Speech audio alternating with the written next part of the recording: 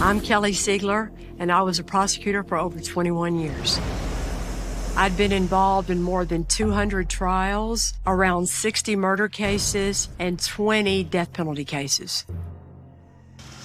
Hello, Rhonda. Hey, Kelly, how are you? Good, how are you? The prosecutor is the voice for the victim and for their loved ones in that courtroom. My job is to seek justice. And when you meet the victim's family, it's really easy to know who you're getting justice for. What did that feel like, watching him take his last breath, dying before your eyes? We were taught at our office that your courtroom is your living room. And anytime we can reenact and show exactly what we think happened to the victim, we do that. She turned that bedroom into a torture chamber, that bed into a butcher block. In 2004, I tried the case of the murder of Jeffrey Wright. During the trial, I brought the brutalness of the crime into the courtroom, where all of these injuries in the chest area consistent with the knife being held in this direction. To get my point across, I used a tactic that was at the time controversial. It garnered a lot of press and even more criticism. This case changed the course of my career in ways I've never talked about. When my daughter started working as a prosecutor, defense lawyers told her her first day at work, you know, your mom was wrong what she did in that courtroom. I don't care. I'm glad I did it. I know why I did it. I'm proud I did it. And it was the right thing to do. So here's the bed pieces. Where's the mattress? They burned it because it was... It was bad. It was, yeah, that biohazard. Where's everything else? Right around the corner. Oh, come show me. Today I'm at the Harris County Evidence Archives, which is only open to lawyers. The shovel. I didn't remember if we recovered the shovel or not. I haven't seen this stuff in over 20 years, and looking through all this makes me feel like I'm right back in that courtroom all over again. So this knife is different than a typical knife in a murder case because the piece is missing. State's Exhibit 65, and that's the piece that's found embedded in Jeffrey's skull.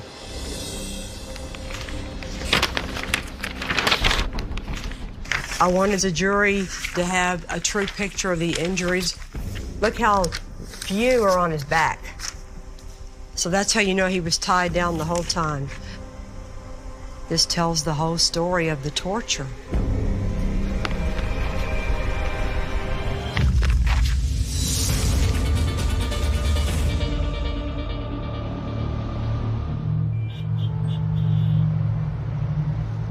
The night that this case began started like any other night, but it quickly changed into a case that none of us involved would ever forget. On a Saturday evening, a defense attorney came into the district attorney's office during non-public hours and said they could find a dead body in the backyard of the house at this address. It's really unusual for a defense lawyer to report a crime. He doesn't identify who the person is, but we all figured out pretty quickly that the reason Neil Davis was the reportee was probably because he was representing somebody that had something to do with why that body was in the backyard. The people that lived at 10822 Berry Tree Drive were Jeff and Susan Wright and their 2 children. This is a middle-class neighborhood. It's midnight. We're using flashlights to try to light that area up and see. When they looked inside the patio portion, they saw the head and shoulder of what they believed to be a male subject.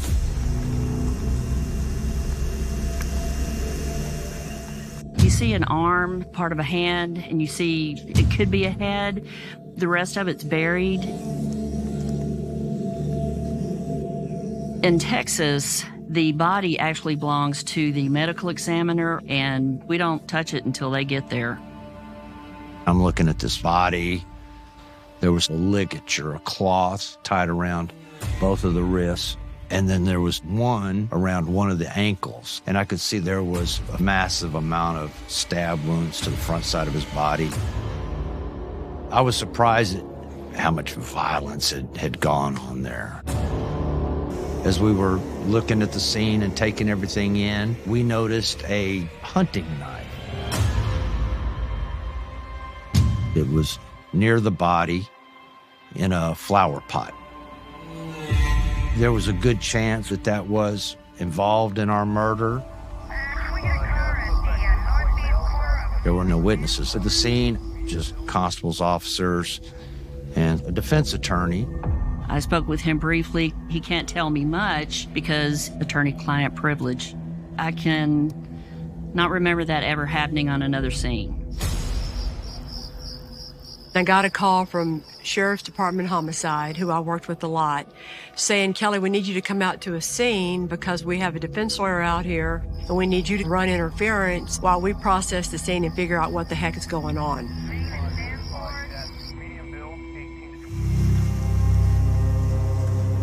Going to a scene in person is something that you never forget. I've never been asked to do that before. I've never been asked to do that since. I mean, I'm used to seeing really, really bad pictures, but I'm not used to seeing it up front and personal, no. When you're a girl prosecutor, mostly working with guys, I remember always thinking, be cool, be strong, be in control, and act like you know what you're doing, even when you don't. There were all these things in the backyard that should have been inside the house. A mattress that was bloody, the sideboards, the headboard, the footboard. It was just chaos. When they shine a flashlight on the mattresses, we can see dark stains. You think it's blood, but you really can't tell at night. It was saturated. It hit me right then and there. Somebody needs to show a jury how this bed was used in the commission of this murder. And I asked the crime scene guy to take the bed and store it in the property room. When you get past the patio, you go into the master bedroom. It's a chaotic scene. Something happened here. This is probably where the murder occurred. The bed is missing. Obviously, the mattress and the box springs belong to that bed. It looks like a tornado has come through this room. There's all kinds of articles over the floor. There's blood staining. Blood spatter in various places on the walls. It was on nightstands. When a stabbing occurs, the first stab, you don't pull blood out when you pull back. It's the second one that goes in, you're pulling blood out, and it'll throw some cast out. There was some pieces of carpet that had been cut out and taken outside and thrown out there. There was a paint can and a paint roller off to the side on the floor. This appeared to us that somebody was hastily trying to clean up this crime scene. There's signs of bleaching. People always want to use bleach when they're trying to clean up a crime scene to get rid of the blood. It looked like a cover-up gone wrong. When we pull him out of the ground, we think this is Jeffrey Wright. We didn't know where Susan Wright was. We didn't know where Jeffrey's children were. Did somebody abduct them and kill Jeffrey? There were a lot of unanswered questions.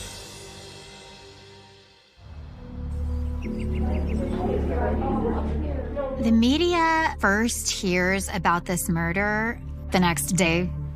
Things like this did not happen in this part of Houston, and they did not happen with families like the Wrights. So this instantly had the focus of media from not only Houston and Texas, but around the nation. I was at work sitting at my desk and the phone rang, and it was our sales rep, and he told me what happened to Jeff. I was just in shock. I just couldn't believe it. He was my friend. Jeff and Susan Wright, by all accounts, were a happy couple. They were young, beautiful. They had 2 little kids. I mean, they seemed to be living the American dream. Oh, whiplash. He was a good father, a good family man, was just a good person. Jeff didn't deserve being stabbed. I start searching out Susan Wright and her family members. And we don't know what role any of them have or what information any of them may have. So several of my partners are out looking for them. They find the home of Susan's parents. They find the home of her sister, but nobody responds to the investigators. What's going on here, and why won't you let us talk to her? Later, we found out she checked herself into a psychiatric facility. 193 stab wounds. I've seen all kinds of trials in this town, and this was going to be the trial of the century. Like you're mad, like you're afraid, like you can't stop. Objection, Your Honor. I'm going to ask the prosecutor to get back down in your seat.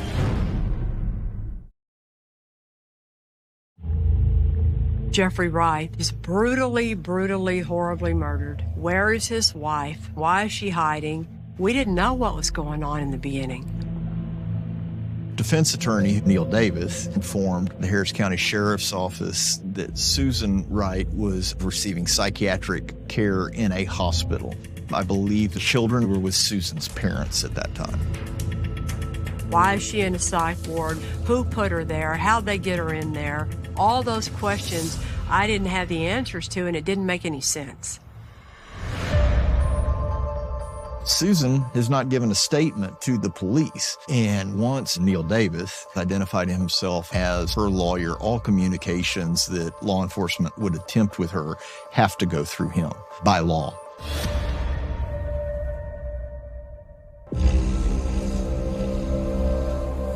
According to the fingerprints taken by the medical examiner's office, the deceased was in fact identified as Jeff Wright. When he's laying on a table, you could see him, and you got this massive amount of stab wounds on his chest, on his abdomen, legs, and groin.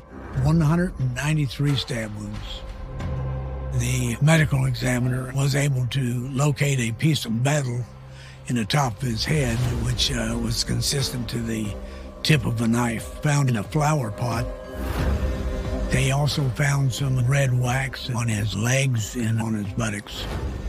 Whoever committed this murder didn't just kill Jeffrey. There was this nick, not a stab, to his penis and to his eyeball. And those, to me, were the signs of torture. We got into the investigation, and it turns out that 3 days before Jeff's body is discovered, Susan reports Jeff to the police for abusing her and Bradley. Susan claimed that her and Jeff had had a fight. He had struck their son. She claimed that he had assaulted her and then threw a MasterCard at her for $100 and then walked away from his truck and wasn't coming back, which would explain why his truck was still there. The Jeff that I knew, he would never abuse his children. He loved them so much. Finally, we were able to talk to Susan Wright's sister and to Susan Wright's parents and to get confirmation that their children were okay. But we were never able to speak to Susan.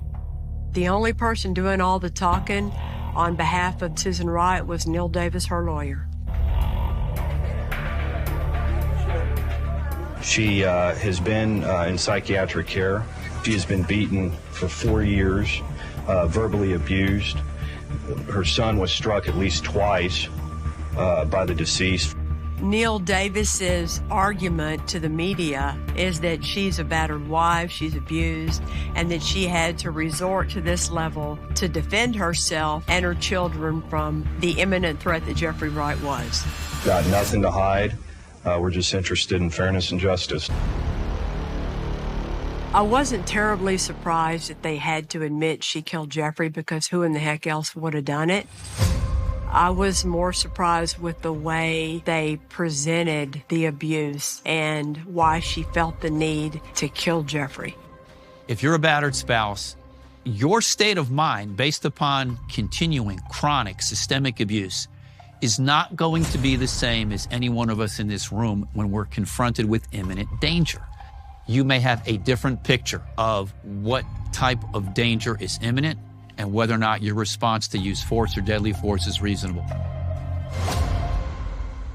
Well, you have to remember that I grew up in an abusive house. And I lived with the mom that let a man abuse her for way too long. So I was never going to just discount a woman saying she was abused and blow it off. That was not going to happen. But I also wanted the proof. I took statements from friends and family, and we learned that Susan's family did not like Jeff. They didn't want her marrying him to begin with because he had a possession of marijuana. He had been arrested for theft and a bad check.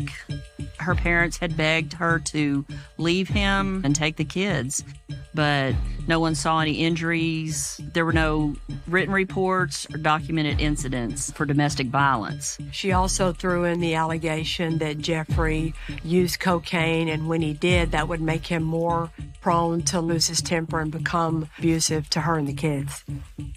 Jeff had cocaine in his system at the time he died. But on all of the interviews that were done with people that knew Jeff was that he was a hard worker, a personable guy, a good provider. He placed his family as a high priority in his life. In Texas, if you intentionally take somebody's life, that's a murder case. If she was abused, in this situation, this night when the stabbing happened, maybe she could claim self-defense at trial, which would make her not guilty, but she's still going to be looking at murder charges being filed against her.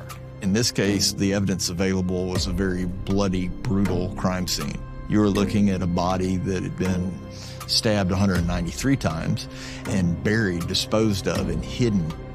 If you're a prosecutor who's been around for longer than 5 minutes, these things are not going to scream out self-defense to you. You're probably wondering, well, then how did she get those bruises on her hands and fingers when she made her domestic violence report a few days before Jeffrey's body was even found? I think that Susan might have gotten a couple of the bruises from murdering Jeffrey. She might have gotten some of the scratches from the knife she was holding, but I bet she got most of those bruises from taking apart a four-poster bed and dragging a 220-pound body across her bedroom, across her patio, and putting him in that hole. She probably got pretty dinged up doing all that. We know from the medical examiner, Jeffrey was killed on the 13th. I think that after she committed her murder, Susan somehow thought she could make it all go away, tell people that Jeffrey ran off. It looked like a cover-up gone wrong or a big old change in plans because it just got overwhelming. And so the police report that Susan made at the constable's office was on the 15th.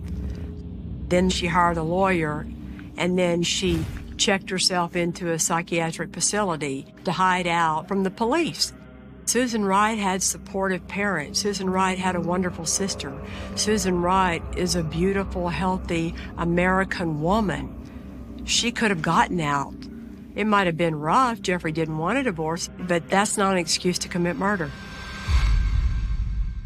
When charges are finally filed against Susan, Neil Davis does what any good defense attorney would do at that time, which is orchestrate her surrender.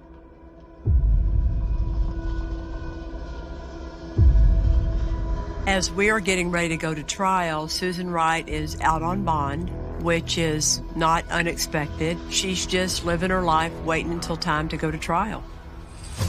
To me, the evidence in this case was pretty clear. Susan Wright murdered Jeffrey. And I need to show a jury how cold-bloodedly and diabolically she tied him up and got on top of him before she started stabbing him.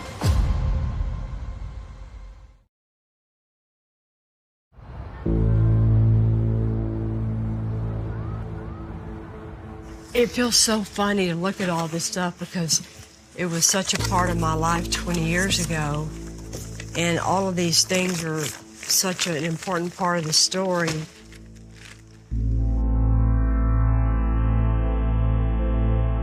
In preparing to go to trial, I would have been pretty stupid to not appreciate all of the things that Susan had going for her as a sympathetic defendant.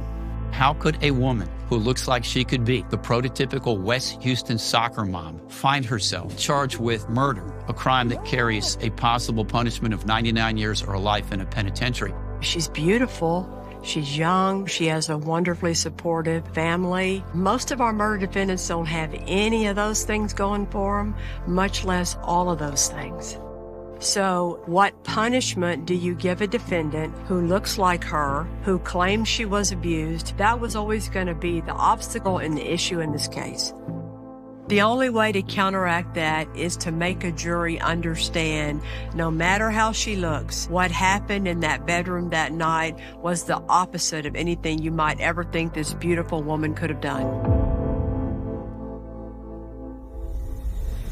Kelly is already very well known within the district attorney's office. She definitely had a reputation with her country accent and her ability to relate to a jury and try tough cases.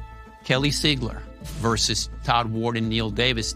The state versus Susan Wright was going to be the Harris County trial of the century.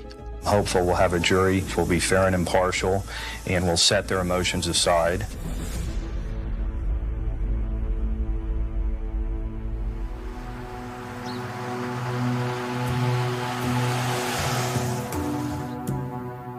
Susan Lucille Wright stabbed and mutilated her husband, Jeffrey Wright, on January 13, 2003. Theirs was not a perfect marriage. The evidence will show you that, but whose is? Susan decided that she didn't want to get a divorce and that her better answer was to just eliminate Jeffrey. She also knew she was going to get a life insurance policy, $200,000. This case is not about self-defense. This case is about selfishness. She put all those wheels in motion way before that horrible night in January. Die, bitch. Those were the words that Jeffrey Wright told Susan Wright the evening of January 13th, 2003, when he hovered over her in the bed with a knife. Nobody deserved to suffer the fate that Jeff Wright did. But make no mistake, I think there was a side of Jeff Wright that he did not want others to see. That side existed. For years before this incident, Jeffrey Wright kicked, pushed, and punched Susan Wright. I think that marriages where abuse is systemic, women can't leave. Women don't leave. Susan Wright had 2 kids. She had nowhere to go. They struggle, and she gets the knife, and she stabs Jeff. And she stabs him several times, but she's in such a panic. She thought her husband was still alive. She goes and she gets a necktie and ties his hand to the bed. And she continues stabbing him. She believed that she had to use not just force, but deadly force to repel an attack from her husband that she believed meant the difference between life and death. How do you claim self-defense when the person you're defending yourself against can't use his hands and he's laying on a bed tied up and he can't move? What are you defending yourself against exactly? I always believed that I had to drive home to a jury and not just tell them about what Susan did in that bedroom that night, but show them. We had left the bed downstairs in the Special Crimes Division. We had the bed brought up, and the sheriff's investigators put it back together. You got to make it come alive. You can't just sit in your chair and talk to the witness in the stand and just discuss it theoretically. You got to make it hit home to a jury. Hit them upside the head with it. That's what you have to do. And any prosecutor that doesn't do that is not doing their job. I wanted the jury to go, God, okay, she did that? And you want me to say Jeffrey was a jerk of a husband, therefore excuse her conduct? You have Neil and you have Todd who are just looking at it like a freight train that they can't get off the tracks for. They had objected in advance that that freight train was coming.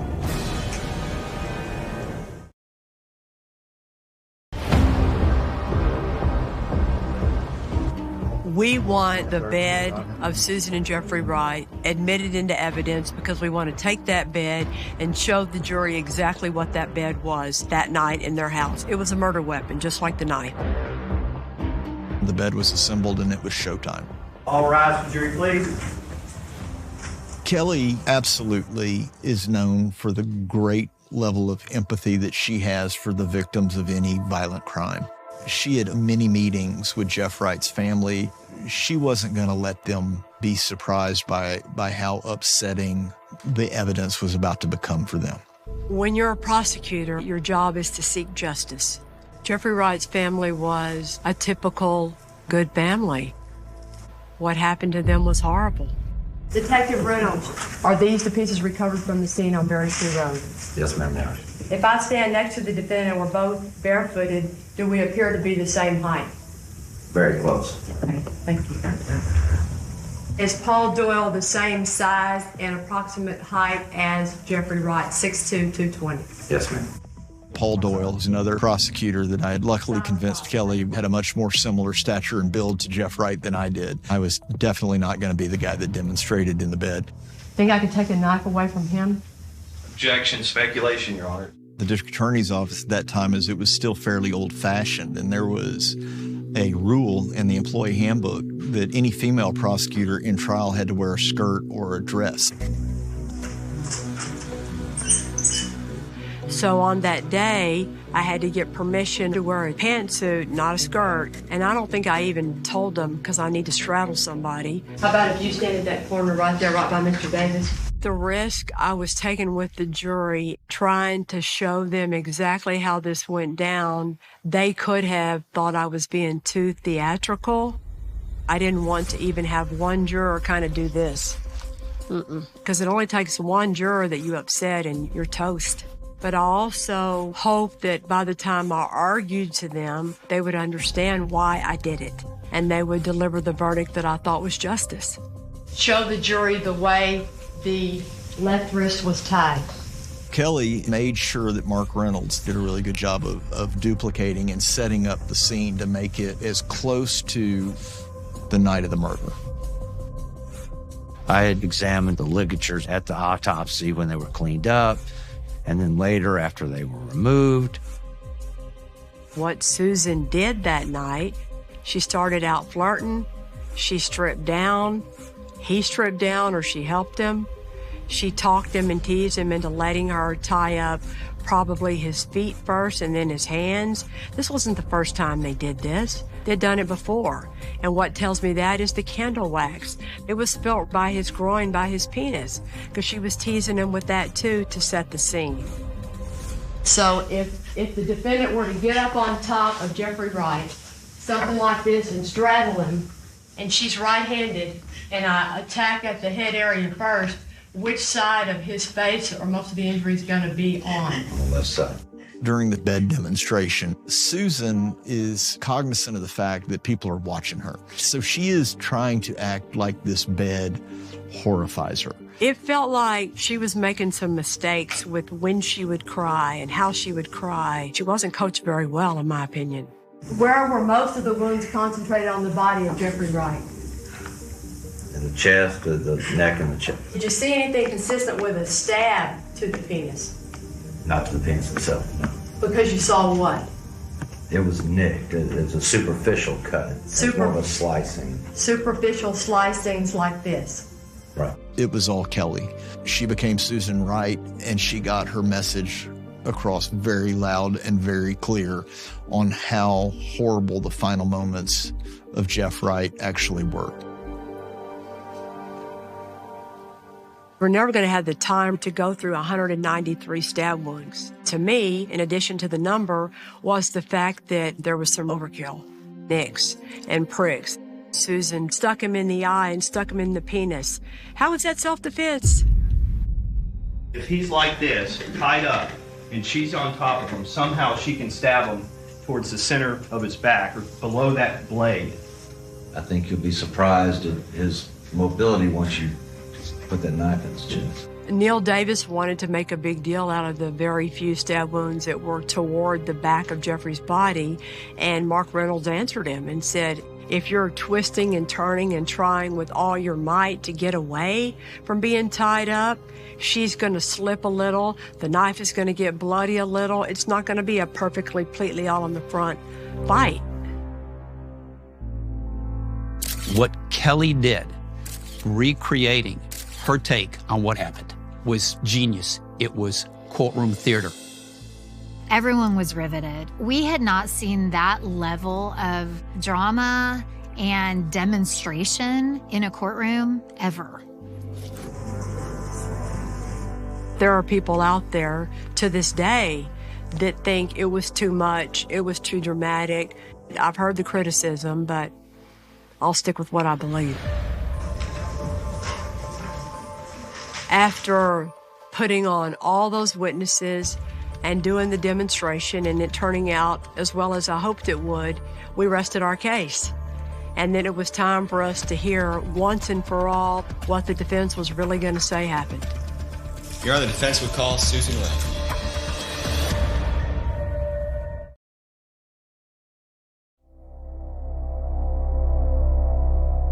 If there was any moment that was going to outshine the bed demonstration, it was going to be Susan Wright's testimony. When they called Susan Wright to the stand, my first thought was, great, because we have no idea what they're going to say.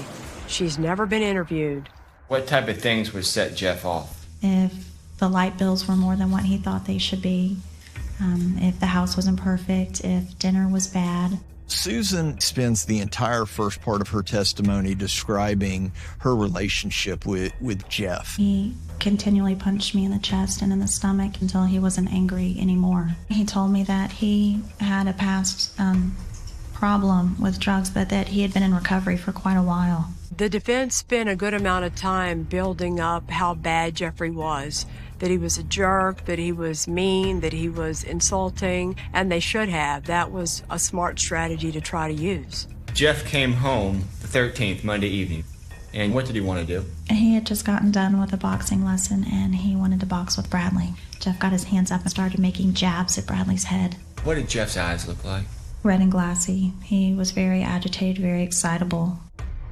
The fact that the autopsy showed that Jeff had cocaine in his system adds, at least incrementally, credence to Susan's story, because people who are high on cocaine sometimes not only act out, but appear to have strength beyond their normal parameters. I walked up to him and I told him that I thought that he needed help with his anger and with drugs.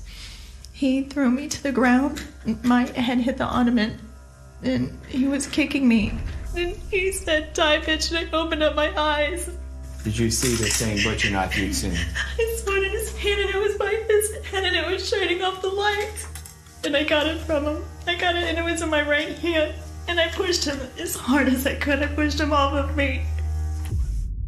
To say that Jeffrey and Susan struggled over a knife makes no sense. Jeffrey outweighed Susan by exactly 100 pounds, and he was almost a foot taller than her. I was afraid that if I left the room, that Jeff was going to get up and he was going to come after me. And then I tied up his right arm to the bed so that he couldn't get up. She's trying to make the jury believe that she somehow is able to overpower him and get the knife, and she ties up his hands. I started stabbing him again and I couldn't stop because I was so scared. And the reason she is stabbing him because she is broken with reality. You dragged him off the bed? Yes, I did. Did he hit anything? He hit the nightstand and the candle went flying and it fell on Jeff. So she said that the candle wax got knocked over when she went to put him on the dolly to take him outside to the hole. But come on, think about where the end table is. How in the hell is it going to get on his groin? Because she was teasing him with that to set the mood, to set the scene. Now, at one point in the middle of him being tightly tied up, it turned into rage and violence and murder. I don't know. Pass the witness, Your Honor. Thank you. Ms. Siegler, please. When that gate opens and Kelly has to make a decision, should I act like I'm sympathetic to what she has gone through, or should I be dismissive of it and blow it out of the water? I started that cross-examination with the plan to be very calm and even-keeled and not get bitchy. But it was easy to get annoyed with her because she was lying. By Saturday, you had gone to the doctor, gone to the cops, tried bleach, tried paint, tried to get rid of the carpet. That was cleaning. I thought it was dirt, and I had to make the house clean because Jeff was going to be mad. That's right. In all the years of your marriage to Jeff, you always cleaned up the dirt and paint, didn't you? No, but the house was dirty, and I had to make the house perfect. She decided to go hard at Susan, and there was certainly a risk in that. When you stabbed him the 89th time or the 158th time, was your arm getting tired? I was in such a state of shock and panic and sheer terror and fear that none of that ever occurred to me. I remember when I was handling this case, my husband and I would talk about certain things, and in this case, the brutalness of 193 stab wounds. My daughter, who was about 10, she's the one who told me, "Mommy, didn't she get tired?" I thought, of course she had to have gotten tired. That's a picture of his penis. Unlike what you see on TV, in Texas, you're required to sit at counsel table as you question a witness. The only reason you get to let you approach a defendant or a witness is to point out something with evidence. And I approached Susan Wright because I had a picture. It was the one of the stab wounds close to Jeffrey's groin area, and I wanted to show her that. But she did that extra little, like, she was so, oh my God, overwhelmed with that picture. And that just pissed me off. Don't be acting so offended about what you did. You didn't stab his penis. That's not a stab like this, like you're mad, like you're afraid, like you can't stop. Objection, Your Honor. I'm going to ask the prosecutor to get back down in her seat, please, and refrain from doing this 2 feet from the witness. I did not sit there and slice at him. I did not do that. Yes, you did. No, I did not. No. I'm done, Judge. Immediately after the cross-examination, we took a break, and a couple of people said, "Damn, girl, you went kind of hard at her." And I thought, ooh, I don't know if I want to hear that. So I wasn't 100% sure what the jury thought. You have to determine if Susan Wright was in imminent fear and whether she acted in self-defense. Because she looks like that, she thinks she can get away with fooling all 12 of you. She turned that bedroom into a torture chamber. She turned that bed into a butcher block. She is guilty of murder. After a week and a half of testimony, the jury took 5 hours to come up with a verdict. Stand.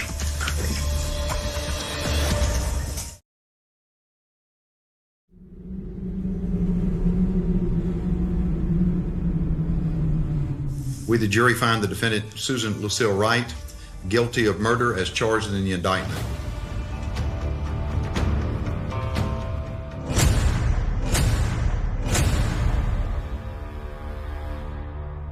Obviously, I was happy with the answer. But once the jury found Susan Wright guilty of murder, the biggest, most important, most difficult part of the trial was still to come, her punishment. In Texas, we have a very unique system. Texas lets juries and not judges assess punishment in non-death penalty cases. The worries that I had going into the punishment phase were that they were going to buy into the marriage being a bad one and they were going to cut her slack. There is a real world where Susan Wright can get as little as 5 years probation for murder. The whole game in this trial was making the jury understand she does not deserve probation or the minimum range of punishment or anywhere close to that for what she did to Jeffrey Wright. We certainly had the very sympathetic testimony of Jeff's family. Stab him in the eyeballs, but he's awake. I can't believe she did. She's evil. Those were certainly emotional pulls for the jury to consider. Ultimately, the jury comes back pretty quickly. Jeffrey's family asked why it wasn't a life without parole, but they're never going to be happy with the answer. How could they be? Their family had been broken forever. And the kids, they went to live with Jeffrey's brother and his wife to let them grow up without her being anywhere around them to further ruin their lives.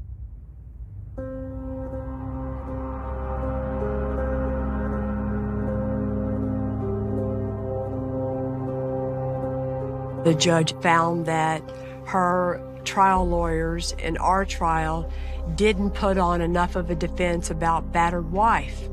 I remember thinking they didn't do it the way I thought they would do it. I can't argue with that. Does she deserve a whole new punishment hearing because of that strategic choice that they all made? I didn't think she did. I was able to get Susan a new punishment hearing and shave, ultimately, 5 years off of her original 25-year sentence. So what? The second jury pretty much saw it the exact same way. They all had to go through all that misery and pain all over again. So in the end, what was the point?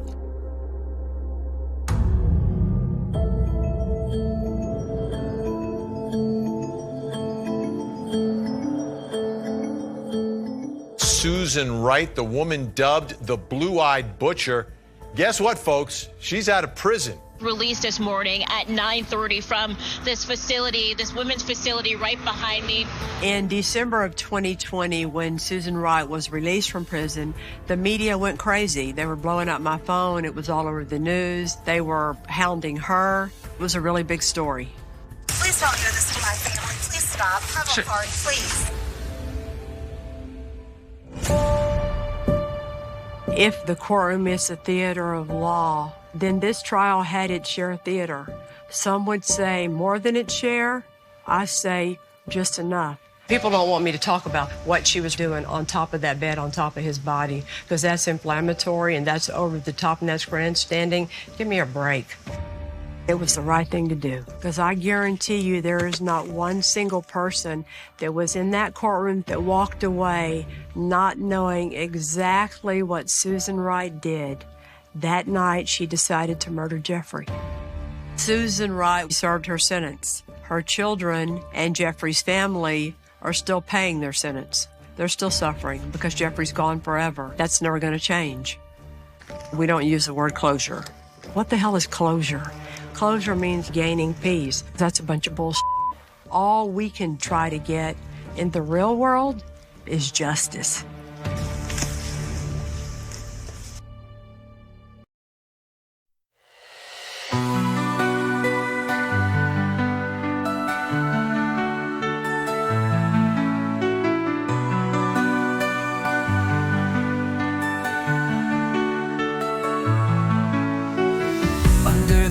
Electric sky so wide, your silhouette where my dreams collide.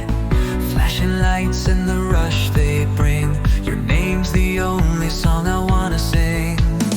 Neon hearts collide tonight, burning brighter in this city's light. Through the wires our souls entwine. In your arms the world feels divine.